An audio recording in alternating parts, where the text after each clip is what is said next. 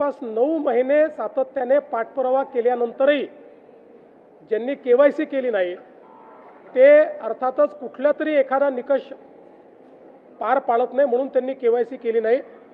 आणि म्हणून हे जे काही आता या ठिकाणी जवळपास जे काही तुम्ही सांगितलं 60 लाख 80 लाख जो काही आकडा तुम्ही दिलेला असेल तर ते लोक या योजनेच्या पात्रतेचे निकष हे पूर्ण करताना दिसत नाही।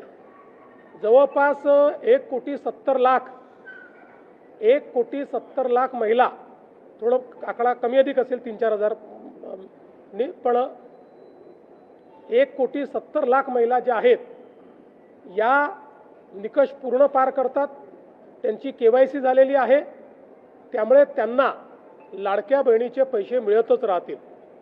ज्यांनी केवायसी केली नाही त्यांना आता आम्ही पैसे देणार नाही, पण त्यांनी दिलेले पैसे आम्ही वसुली करणार नाही।